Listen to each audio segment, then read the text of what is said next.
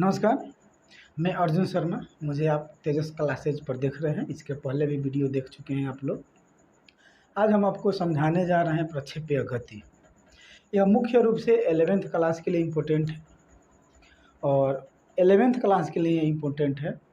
Railway, SSC ऐसे करके जो वनडे एग्ज़ाम पड़ता है उसके लिए इम्पोर्टेंट है। इस पर न्यूमेरिकल आता रहता है, तो हम उसको आज देखें कि उसमें से कौन कौन से न्यूमेरिकल आता है, कैसे हम उसको सॉल्व करें, कौन कौन से प्रक्षेपीय गति में फार्मूला है, उसको हम लोग सिद्ध करेंगे। आइए हम लोग देखते हैं सबसे पहले प्रक्षेपीय गति।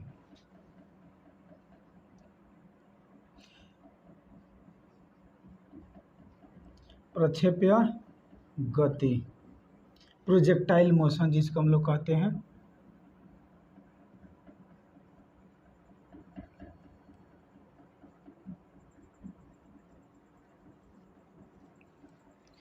प्रक्षेपीय गति, प्रक्षेपीय गति को समझने का कोई ज़्यादा बड़का इश्यू नहीं है कि हम इसको समझ ना पाए। आप स्वाभाविक रूप से देखे होंगे फुटबॉल को, मान लीजिए कि सतह है, यहाँ पर हम किसी फुटबॉल को रख देते हैं। जब इसको पैर से मारा जाता है तो फुटबॉल स्वाभाविक रूप से इस तरफ जाकर गिरता है। तो यह जो फुटबॉल की गति जो होती है ना, इसी गति को हम लोग प्रक्षेपीय गति कहते हैं। जैसे हम इसको कह सकते हैं, जब किसी पिंड को किसी कोण पर फेंके तो एक परवलयाकार पथ पर गति करती है। इस गति को प्रक्षेपीय गति कहते हैं।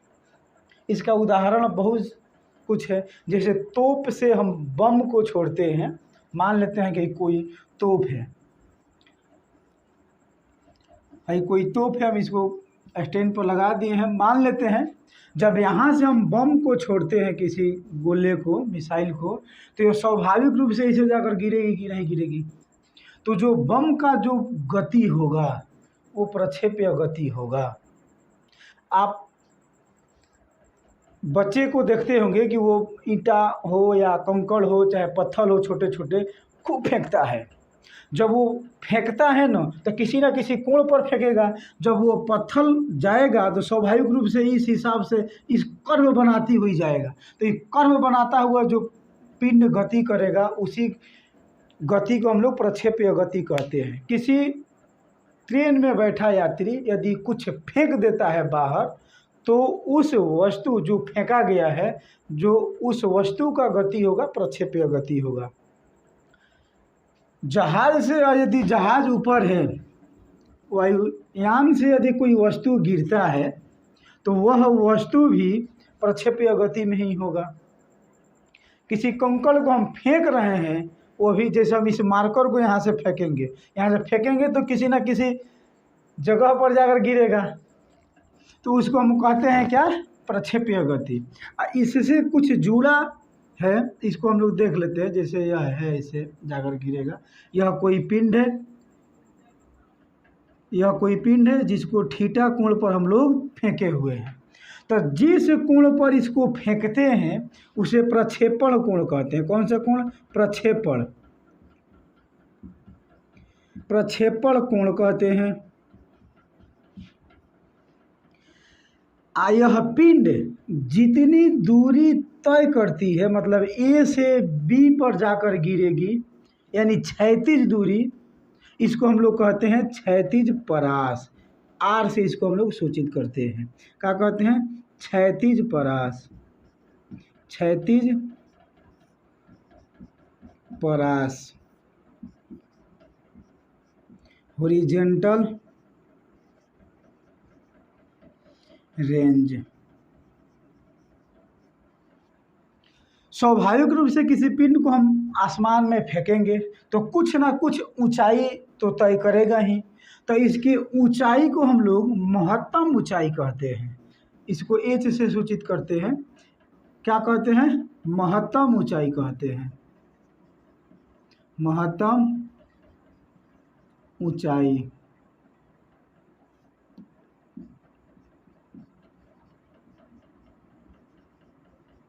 Maximum height. यह पिंड यहाँ से चला तो यहाँ तक आने में कुछ ना कुछ समय लगा कि नहीं लगा, तो जितना देर तक यह आसमान में रहा उस समय को उड़ान काल कहते हैं। क्या कहते हैं? उड़ान काल कहते हैं। या इस पथ को हम लोग क्या कहते हैं? प्रक्षेप्य पथ कहते हैं। प्रक्षेप्य पथ, projectile path, projectile path.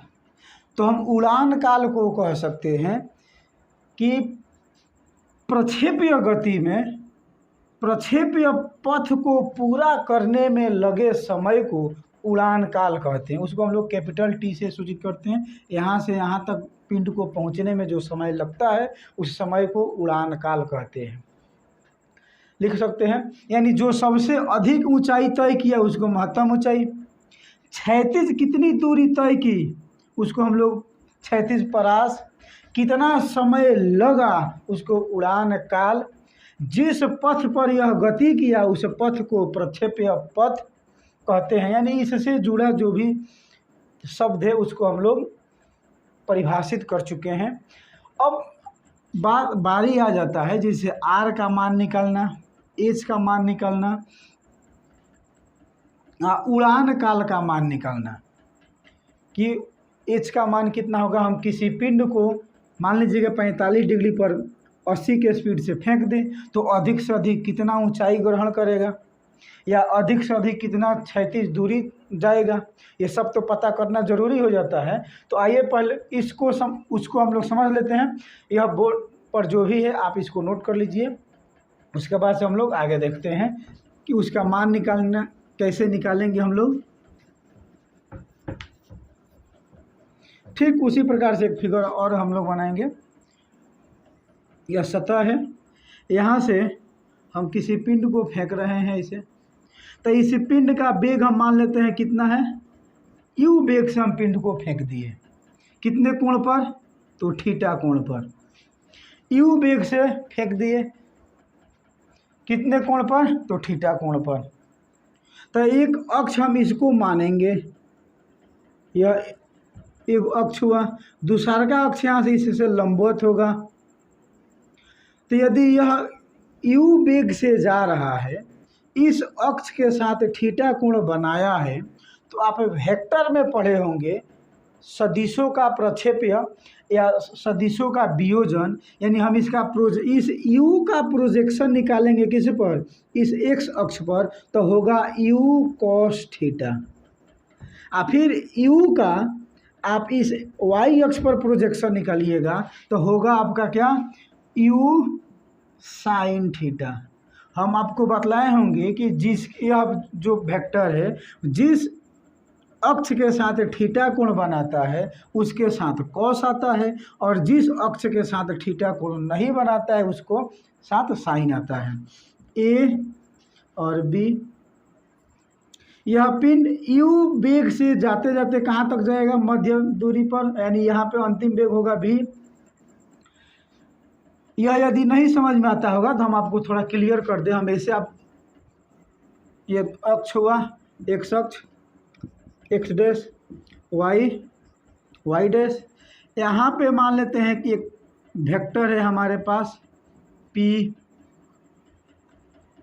Theta कोण पर हमको इस वेक्टर p का मान ज्ञात करना है x अक्ष पर, और वेक्टर p का मान ज्ञात करना है y अक्ष पर। तो क्या करेंगे? यहाँ पे लंब डाल देंगे। यही दूरी नो यह हुआ, इस दूरी को हम इस पर मानेंगे या इस दूरी को हम इस पर मानेंगे। यह दूरी या x अक्ष पर है तो इसलिए हम इसको x मान लेंगे दूरी। यह दूरी y अक्ष पर है तो हम इसको y दूरी मान लेते हैं। तो x का मान ज्ञात करेंगे या y का मान ज्ञात करने के लिए हम एक बार क्या करेंगे? साइन थीटा ले लेंगे। तो साइन थीटा बराबर लंब बटा कर्ण, यानी लंब का मान कितना दिया है? y, कर्ण का मान कितना दिया है? Vector p। तो वेक्टर p का परिणामी केवल p, ये आप लोग वेक्टर से जानते हैं। तो y का मान निकालने के लिए p साइन थीटा, यानी इसका मान निकल गया p साइन थीटा। तो यही मानवा तो इसका भी होगा P साइन थीटा। अब इसका मान निकालने के लिए हम लोग कॉस ले लेंगे। कॉस थीटा बराबर आधार बटा कर्ण। तो आधार का मान कितना है x, और कर्ण का मान कितना है P। तो x बराबर क्या हो जाएगा P कॉस थीटा, यानी इसका मान कितना आ गया P कॉस थीटा। यह सदिशों का वियोजन कहलाता है। तो यही वियोजन हम यहाँ पे उतारे हैं, यानी यह u वेग से जब गतिशील है तो u वेग सदिश राशि है, तो इसका प्रोजेक्शन हम निकाले हैं x अक्ष पर u cos थीटा, यानी जिसके साथ थीटा जुड़ा है उसके साथ cos, और जिसके साथ थीटा नहीं जुड़ा है उसके साथ साइन। हमें लगता है कि यह u cos थीटा कैसे आया, u साइन थीटा कैसे आया, आपको समझ में आ गया होगा। फिर भी दिक्कत हो तो कमेंट्स में आप बतला दीजिएगा ज़रूर। यहाँ तक तो कोई दिक्कत नहीं है। अब आगे हम लोग बढ़ते हैं। किसी भी पिंड को जब हम आसमान में फेंकते हैं तो जिस वेग से उसको फेंकते हैं तो उसका वेग तो प्रारंभिक वेग कहलाएगा, और प्रारंभिक वेग जितना भी हो वह ऊपर जाकर, और कुछ नीचे से जाता है तेज़ी से, अब ऊपर जाते जाते धीरा होकर कुछ समय के लिए, भले 1 सेकेंड का 1000वां भाग भी रुके तो क्या है, कुछ सेकेंड के लिए रुकता है तो फिर वापस आता है। तो हमें कहने का अर्थ यह है, इस पिंड को हम फेंके हैं u वेग से, तो अपने अधिकतम ऊंचाई पर जाएगा, यहाँ पे कुछ सेकेंड के लिए रुकेगा, तब वहाँ से इसको पता चलेगा कि हमको पृथ्वी अपने तरफ खींच रही है गुरुत्वाकर्षण बल से। तो जब इसको पता चलेगा कि पृथ्वी हमको खींच रही है, तब फिर वो वहाँ से नीचे की तरफ आना शुरू होगा। यानी प्रारंभिक वेग u हुआ, और यहाँ पे अंतिम वेग कितना हो जाएगा 0, क्योंकि यहाँ पर आकर पिंड रुक जा रहा है। तो हमको t का मान ज्ञात करना है, यानी यहाँ से यहाँ तक आने में पिंड को कितना समय लगा। देखिएगा v बराबर क्या हो जाएगा आपका 0, u यानी प्रारंभिक वेग कितना है। अब इसको मत कहिए कि यही वेग है, क्योंकि यहाँ से हम ऊपर की तरफ किस वेग से जा रहा है, लंबवत हम देख रहे हैं कि लंबवत किस वेग से पिंड जा रहा है। तो लंबवत u साइन थीटा के वेग से ऊपर जा रहा है। लंबवत ऊपर की तरफ किस वेग से जा रहा है, u साइन थीटा के वेग से जा रहा है, तो उसका प्रारंभिक वेग हो जाएगा u साइन थीटा। एक और फार्मूला आप पढ़े होंगे यहाँ पे मोशन में, जब गति चैप्टर पढ़े होंगे वहाँ पे, कि v बराबर होता है u माइनस ए टी, वहाँ पे पढ़े होंगे, लेकिन यहाँ पे हम a न लगाकर g लगाएंगे, क्योंकि जब सामान्य त्वरण उत्पन्न होता है उसको हम लोग a से सूचित करते हैं, और जब पृथ्वी के त्वरण का उत्पन्न होता है तब हम उसको g से सूचित करते हैं। यानी पृथ्वी किसी वस्तु पर जब अपना त्वरण लगाती है तो उसको हम लोग g से सूचित करते हैं। तो यहाँ पे स्वाभाविक रूप से पिंड ऊपर की तरफ जा रहा है, तो पृथ्वी अपने तरफ खींच रही है, यानी गुरुत्वीय त्वरण लगेगा, तो गुरुत्वीय त्वरण को हम लोग यहाँ पे g से सूचित करते हैं, तो g लगा देंगे। अब देखिए मान इसमें भर देंगे, v का मान कितना दिया है 0, बराबर u का मान कितना दिया है u sine theta minus gt को बराबर के इस तरफ लाइए, gt बराबर u साइन थीटा, और फिर g को भेज दीजिए, t बराबर u साइन थीटा बटा g। यह हमको समय निकला a से, इस हम इसको c मान लेते हैं, c बिंदु तक जाने में लगा समय कितना है u sign theta by g। तो पिंड जितना समय में यहाँ से c तक जाएगा तो c से फिर b तक आने में भी तो समय लगेगा। तो जितना दूरी यह है उतना ही दूरी यह है, जितना समय इसमें लगेगा उतना समय इसमें लगेगा। तो हम यहाँ से लेकर यहाँ तक, यानी a से लेकर b तक की दूरी ज्ञात करें, यानी a से लेकर b तक की दूरी तय करने में लगा समय ज्ञात करें, तो हम कैपिटल T लिखेंगे, जिसको हम लोग उड़ान काल कहते हैं। T को क्या कहते हैं उड़ान काल, यहाँ पे लिख देते हैं उड़ान काल।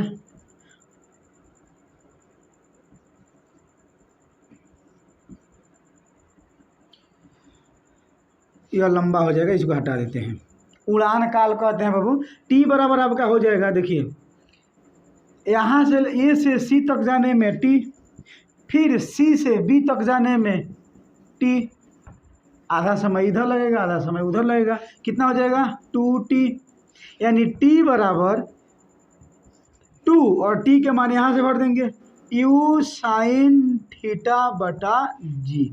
यह आपका उड़ान काल का फॉर्मूला हुआ। क्या निकला? उड़ान काल का, यानी ए से बी तक जाने में कितना समय लगेगा, तो हम इस फॉर्मूले पर उसका मान रखकर यानी वेग का मान रख देंगे। किस कोण पर पिंड को फेंक रहे हैं उसका मान रखकर हम ज्ञात कर सकते हैं कि ए से बी तक पहुंचने में कितना समय लगेगा पिंड को, यानी पिंड आसमान में कितने देर तक रहेगी। यह पहला हमारा फार्मूला हुआ। फिर दूसरा फार्मूला हम निकालेंगे आर का, एच का, उसको भी देख लेते हैं। तो ये आपका फार्मूला है उड़ान काल का। तो उड़ान काल बराबर क्या हो जाएगा 2u साइन थीटा बाई जी, इसको याद कर लीजिए। अब हम लोग देखते हैं क्षैतिज परास ए से बी के बीच की दूरी कितना होगा, यानी किसी पिंड को हम फेंक रहे हैं उसका वेग मालूम रहेगा तो कितने दूर अधिक से अधिक तय करेगा, उसको भी हम देख लेते हैं। इस फार्मूला को आप लोग नोट कर लीजिएगा। यानी आर क्या है बाबू, आर दूरी है ए से बी के बीच की दूरी। तो दूरी बराबर क्या होता है चाल गुणे समय, चाल गुणे समय। तो आर बराबर चाल कितना है, किस वेग से जा रहा है तो ऊपर जा रहा था उसका वेग u साइन थीटा, क्षैतिज दूरी किस वेग से तय कर रहा है तो u कॉस थीटा, ए से बी की तरफ किस वेग से वस्तु जा रहा है तो u कॉस थीटा। तो चाल के बदले में हमें क्या रख देंगे u कॉस थीटा गुणे समय का। अभी हम लोग समीकरण निकाले हैं ए से बी तक पहुंचने में कितना समय लगेगा तो 2u साइन थीटा बटा जी। अभी जो निकाले हैं ए से बी तक जाने में इस वस्तु को कितना समय लगेगा 2u साइन थीटा बाई जी, यानी r बराबर u से u में गुणा कर दीजिए u square 2 cos theta into sine theta बटा जी। आप फार्मूला पढ़े होंगे मैथ में 2 cos theta into sine theta बराबर 2 साइन 2 थीटा। इसको आप लोग मैथ में देखे होंगे जब पढ़ते होंगे। तो इसी को हम लोग यहाँ पे रख देंगे आर बराबर यू स्क्वायर साइन 2 थीटा बटा जी। यह आपका हॉरिजॉन्टल रेंज का फॉर्मूला निकला। किसका? ए से बी के बीच की दूरी निकालना होगा तो इस फार्मूले के तहत हम खूब आसानी से निकाल सकते हैं। आर बराबर u square sine 2 theta by g. अब एक बचा है हमारा एच का मान ज्ञात करने के लिए। तो एच का मान भी ज्ञात कर लेते हैं, इसको आप नोट कर लीजिए, तब हम आगे देखते हैं कि एच का मान कैसे निकलेगा। एच क्या है बाबू? वो भी तो दूरी है यानी हाइट, ऊंचाई है। ऊंचाई एक प्रकार का दूरी है। तो ऊंचाई यानी दूरी बराबर एक फार्मूला आप लोग पढ़े होंगे जब गति मोशन चैप्टर पढ़े होंगे, उसमें एस बराबर UT minus half eighty square. तो यहाँ पर स्पष्ट हम कर दें कि ए नहीं है, हम यहाँ पे जी लेंगे क्योंकि गुरुत्वीय त्वरण का काम कर रहा है। अब देखिए एच बराबर यू, किस वेग से ऊपर गया है वस्तु किस वेग से ऊपर गया है, तो हम देख रहे हैं कि यू साइन थीटा के वेग से ऊपर गया है। तो यू के बदले में हम क्या भरेंगे यू साइन थीटा टी, यानी यही हाई यहाँ से यहाँ तक जाएगा वस्तु तभी तो उसका ऊंचाई दूरी तय होगा, सबसे अधिक ऊंचाई तय होगा। तो सबसे यहाँ तक आने में कितना समय लगा पिंड को, तो यू यहाँ ए से सी तक जाने में लगा समय यू साइन थीटा बाई जी। यहाँ से यहाँ तक ए से बी तक आने में 2u sine theta by g. तो इसी को जब हम आधवा करेंगे, जो पहले ज्ञात किए थे, तो आधा करेंगे तो 2 से भाग लगा देंगे तो 2 से 2 कैंसिल हो जाएगा, यू साइन थीटा बाई जी हमारा यहाँ पे बच गया। उसके बाद से -1/2 जी, फिर यही समय आ जाएगा यहाँ पे you sign theta by g का होल स्क्वायर।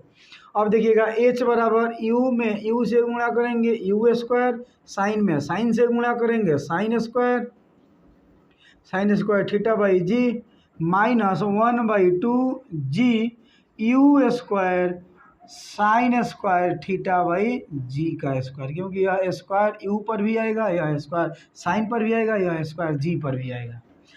तो एगो जी से एगो जी को हटा देंगे, मार देंगे।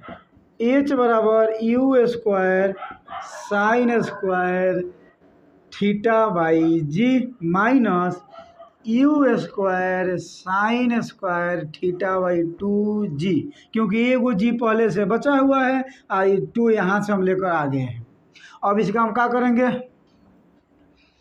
हम भिन्न का घटाव सीखे होंगे वहीं कर देंगे। दूसरा क्या करेंगे 2g, तो g से g कैंसिल हो जाएगा, केवल बचेगा 2, तो 2 आकर यहाँ पे गुणा होगा, 2u square sine square theta minus 2g से 2g कैंसिल, तो बचेगा क्या u square sine square theta. तो यहाँ पे देखिए 2u square sine square theta minus u square sine square theta, यानी 2 गो में से एगो घटा देंगे तो हमको कितना बचेगा, h बराबर जितना यह है देखिएगा उतना ही यह भी है, लेकिन यह राशि 2 ठो है और ये 1 ठो है। कभी कभी भोजपुरी भी आ जाता है, तो 2 ठो में से 1 ठो गया तो बचेगा क्या, you square sine square theta बटा 2g। यह आपका फार्मूला निकला किसका, मैक्सिमम हाइट का, यानी ऊंचाई का। हम आज ज्ञात कर लिए t का फार्मूला, इसको भी आप नोट कर लीजिए। हम तीनों यहीं पे लिख देते हैं आपका फार्मूला।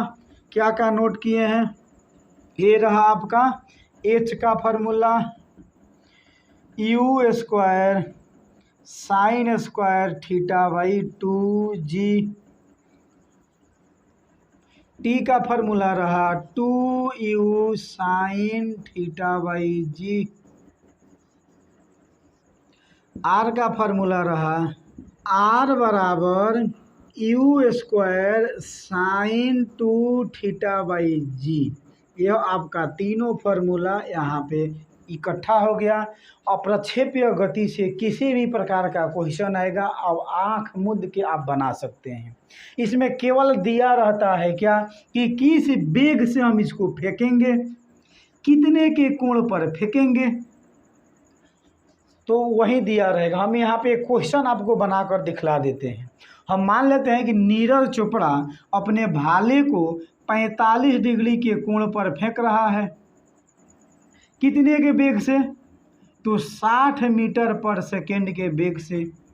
तो कितना दूर जाकर उसका भाला गिरेगा वही आपको ज्ञात करना है, यानी क्या ज्ञात करना है, रेंज का मान ज्ञात करना है।